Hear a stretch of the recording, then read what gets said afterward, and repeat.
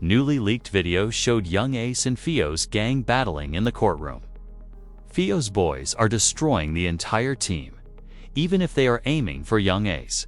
He's dropping like we might need the double back. Yungeen Ace, his boys. Yeah, been dropping like 6. As things heat up, we have all the information right here.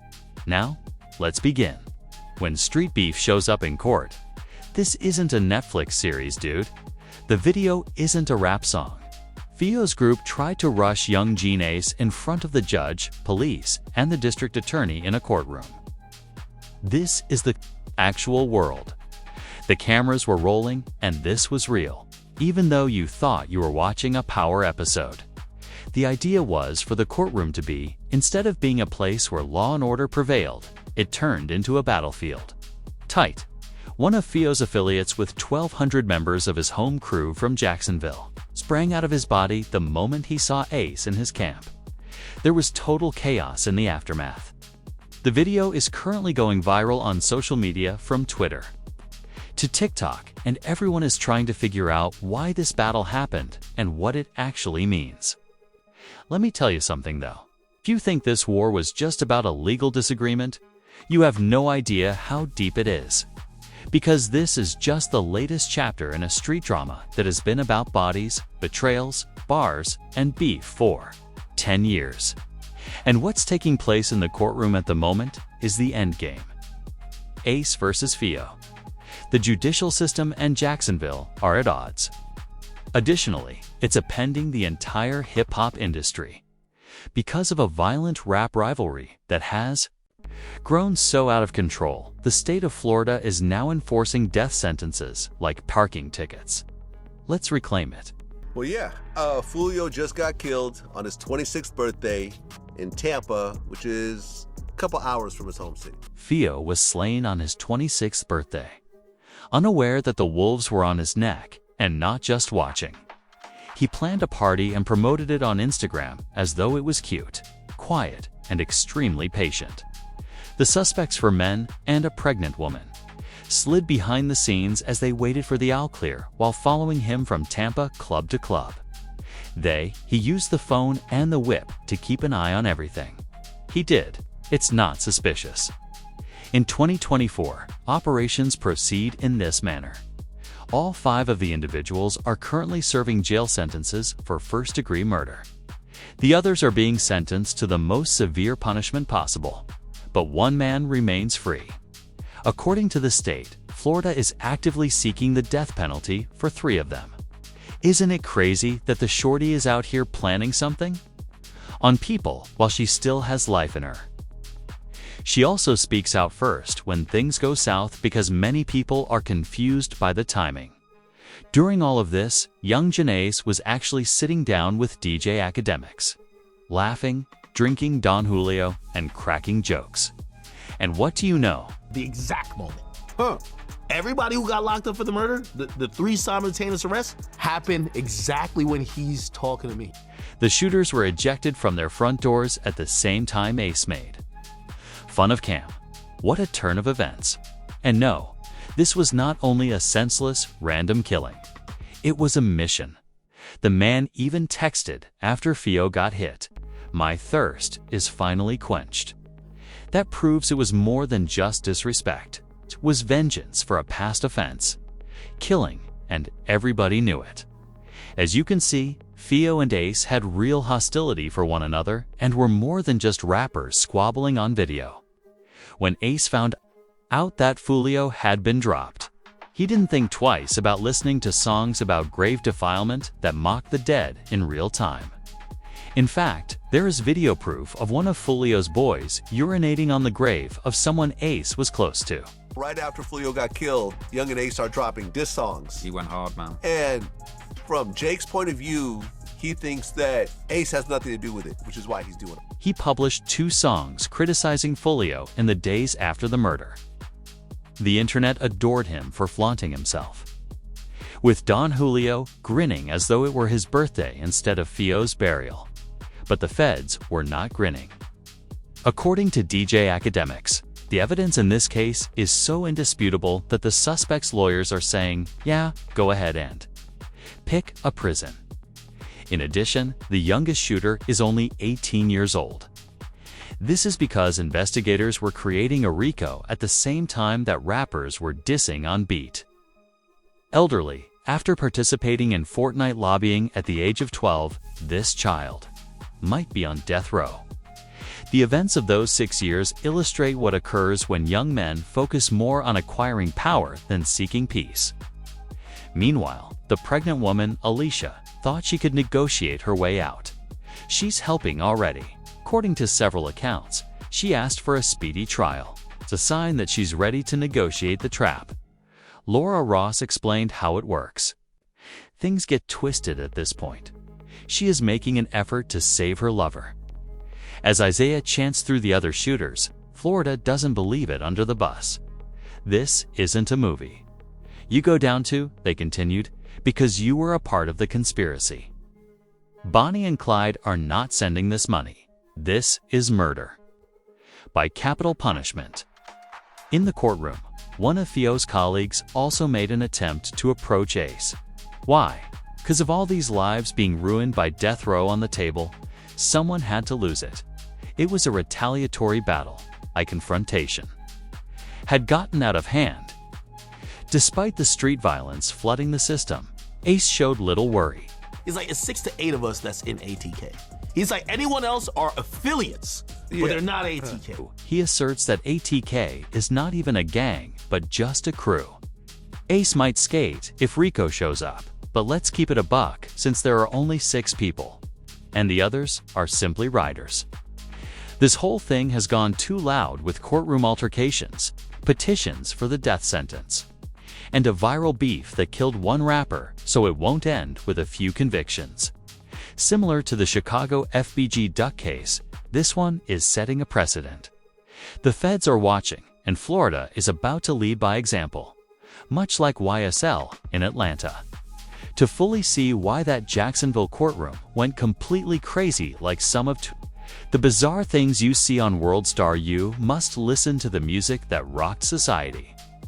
Charles Andrew Jones II, also known to the culture as Julio Foolio, was smoked in an ambush at a home in a quaint Tampa, Florida parking lot early on June 23, 2024, when he arrived for his 26th birthday.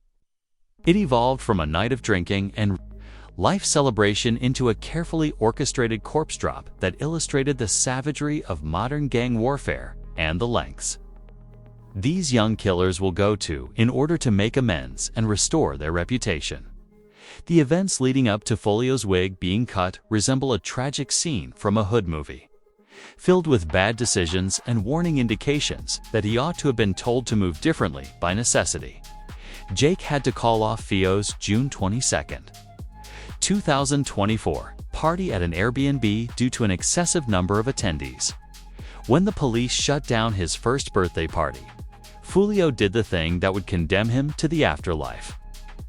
He rescheduled the event to the Home 2 Suites Hotel near the University of South Florida.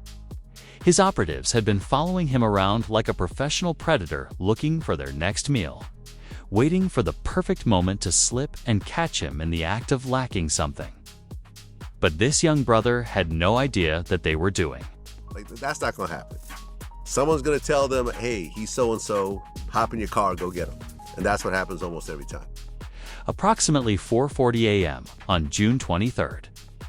3 mass shooters approached Foolio as he was slipping in the hotel parking lot and fired assault rifles and handguns, killing him and wounding 3 others. The surveillance film from the scene, which would ultimately become the prosecution's secret weapon, captured the cold precision of this kill operation. These weren't your average untrained corner lads, exhibiting emotional instability, this well-thought-out military style operation was designed to effectively destroy a specific target and send a powerful message to anyone else who might be thinking about testing their gangster. Even law enforcement and seasoned street veterans were surprised by how well organized these young people were.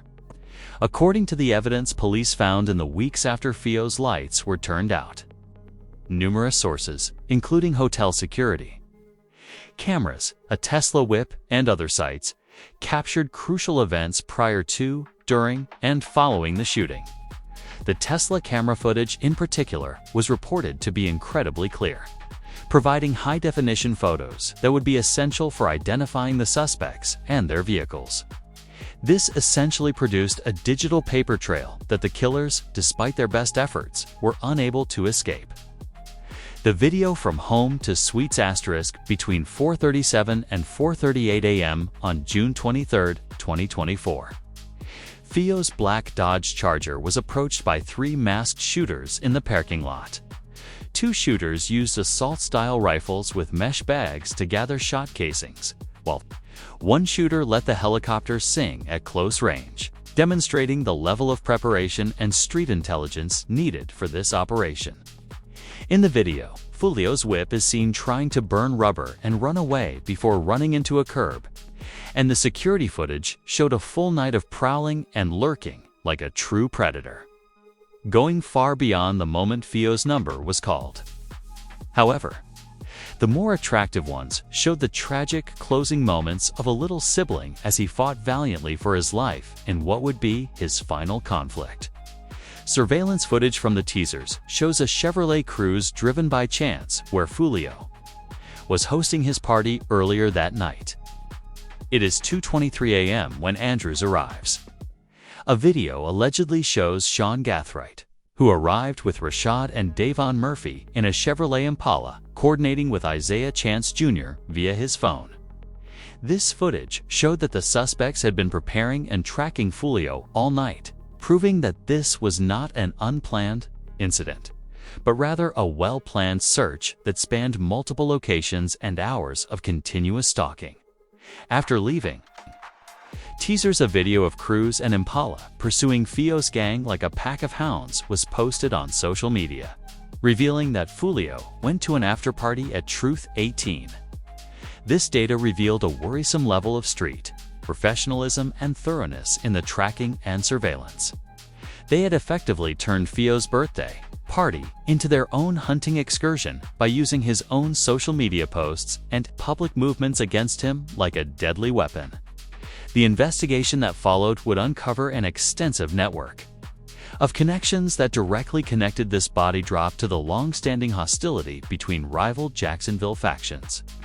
The Tampa Police Department, working with the Jacksonville Sheriff's Office, identified 5 suspects in the murder: Gathite, Alicia, Isaiah Chance Jr., and Sean Andrews. Murphy, Davian, and Rashad were all accused of premeditated first-degree murder and conspiracy to commit murder.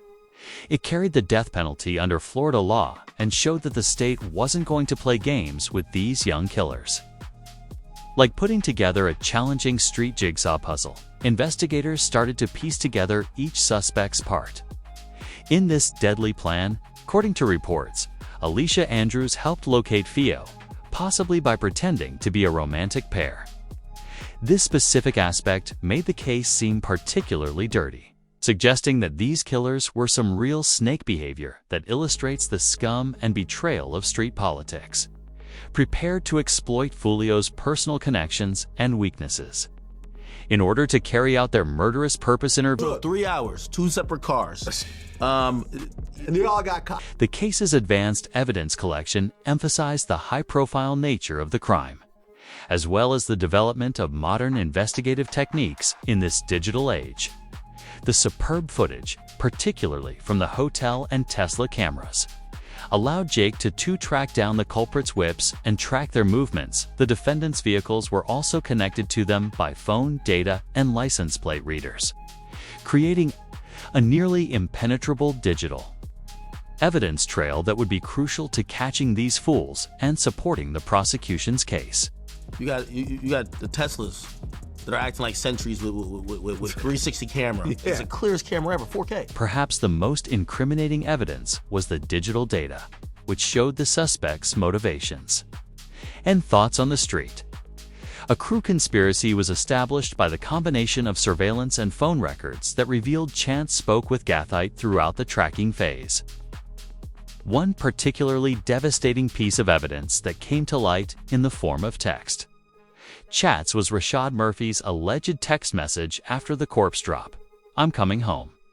My thirst is finally quenched." This suggested that this killing was perceived as the end of a long-awaited quest for retribution rather than an unplanned act of street violence. As investigators examined the defendant's history and street connections in greater detail, the connection to the broader gang war became increasingly evident. According to these people, the ATK and 1200 gangs were Foolio's 6-block set's sworn enemies. As court documents made evident, this was not only about personal grudges or feuds. It was a systematic struggle between organized street squads that had been murdering youths and dropping them for years. May even get the death penalty. Well, here's the thing. Like, I mean, I don't know what people be thinking, but like, if that case doesn't tell you that it's almost impossible. If there's a popular series called How to Get Away with Murder, then you can't. Like, not no more. The prosecution's case was further reinforced by the finding of physical evidence, such as DNA on a murder weapon, that linked these people to the crime scene. Investigators found ammo in one of the murder guns concealed in the suspect's crib, along with ballistic evidence linking the firearms to the crime site.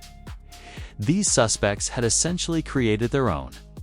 The incriminating evidence museum that preserves trophies from every murder shows that even the most crafty street killers make beginner blunders that result in their capture, ultimately sealing their doom. As the evidence grew and the arrest process started, everyone watching could see the entire scope of this street plot. This was no ordinary hood murder. It was brought about by years of inciting hatred and planning executed with a level of complexity that illustrated how gang warfare has evolved in the social media age. The case would ultimately serve as a reminder of how modern technologies could give crooks new ways to coordinate. Furthermore, it creates an almost inevitable digital trail that may be used by law enforcement to track them down and build compelling evidence that will result in their incarceration. The never-ending war, the ATK versus KTA dispute. When you talk about the ATK versus KTA battle, you're talking about more than just a normal rap competition or street fight. For nearly a decade, Jacksonville has been engulfed in a full-fledged conflict that has claimed the lives of numerous children and turned entire neighborhoods into battlefields where mothers are terrified to allow their kids to walk to the corner store. This bitter, long-standing rivalry was too strong even to be contained behind the courtroom walls. Furthermore, that extensively circulated fight video was merely the latest chapter in a vicious story that started long before Foolio's final farewell and will undoubtedly continue long after these proceedings are completed. Based on the exercise, in Jacksonville, Florida, 6-block, who are a member of the KTA crew and a TK, have a long-standing rivalry. The rap scene, however, was not a manufactured drama to increase album sales and social media popularity. Blocks have been turned into battlegrounds since 2017, where young fighters have been dropping like flies, destroying families and taking lives. It was a real, gut-wrenching rage that had been smoldering like an open wound for years. Its beginnings of this fatal battle can be traced to the period when everything changed with one horrific incident that ignited this violent powder keg, was the drive-by shooting death of Julio, Foolio's 19-year-old cousin Zion Brown, on Jacksonville's west side in May 2017, which caused the hostility to turn violent. DeAndre, Jack, Thomas, and Yungeen were having a great time. Ace never argued for it, but his squad was charged and imprisoned in connection with that body. This phenomenon is widespread, considered to be the game that started this whole deadly cycle of vengeance between ATK and KTA in 2018. However, the beef reached a new level of violence as the streets became even bloodier. The animosity increased in June 2018 after Young, Ace, and 3 others were assaulted in a car after celebrating Ace's brother's birthday at a restaurant in Jacksonville's St. John's Town Center, while his brother, Trayvon Bullard Royale Devon Smith Jr., and another younger sibling were murdered. Ace escaped the mass massacre after taking 8 bullets. Foolio's use of music and social media to further inflame the conflict was what made this quarrel even more bitter. Perceived as retaliation for Zion Brown's death, this hit attributed to KTA affiliates started a violent chain reaction that hasn't halted yet. Foolio mocked the victims on social media by posting comments that sparked a citywide conversation and wearing a t-shirt with images of the deceased, further adding gasoline to an already raging fire. His 2018 song Voodoo, in which he claimed to have cursed Ace and his gang, added fuel to the ire. In response, Ace and other ATK members used their songs to criticize KTA, starting a social media trend of diss recordings. Declarations that would define this struggle for years to come. 2019 was a very bloody year in this conflict, with a number of shootings and homicides that showed how bad things had gotten. In February 2019, ATK rapper surreal name Hockey Robinson was killed at the Hilltop Village Apartments in Northwest Jacksonville. The 16-year-old KTA rapper Adrian Gaynor Jr., who was bi and Foolio's sibling, was later charged with second-degree murder in this case. In addition, his album BBY out-featured images of dead KTA members to illustrate how repulsive this dispute had gotten. The intense heat caused gunfire aimed at gang members to start hitting innocent people. In January 2019, 50-year-old onlooker Damon Rothermall was murdered by a stray bullet during a firefight on Emerson Street. Senior Abdul Robinson asserted. This argument was affecting innocent onlookers who had nothing to do with the street politics, as evidenced by the fact that an ATK leader was charged as an accessory after the fact for helping a suspect escape. By 2020, the violence had reached such heights that law enforcement officials started calling it one of the bloodiest gang wars in Jacksonville's history. Charles Quinton McCormack Jr., better known as KTA rapper Lil Buck, was born on January 15, 2020, was charged with second-degree murder after being killed in a retail plaza in Arlington. His homicide was motivated by his assaults on ATK and the death of his brother, Boss Goon. His social media posts gloating of the murder and the lyrics to the song, K-War, reenacting the hit, helped to justify his detention. Diss recordings went viral in 2021, promoting the violence and putting the disagreement in the public eye. The April 16, 2021, release of Who I Smoke by Yungeen, Ace Spinabans, Fast Money Goon, and Wappa Wit, 2 Choppa sampled the geography of Jacksonville's gang battle. Vanessa Carlton's 1,000 Miles by May 2021. The song had amassed over 18 million views on YouTube. Naming and disparaging former KTA members like Lil 9 and BBYT, the song showed how intense the ATK-KTA battle had become, despite objections that it was insulting. In response, Foolio released a remix of When I See You, referencing the 2018 shooting deaths of Yungeen, Ace and his brother.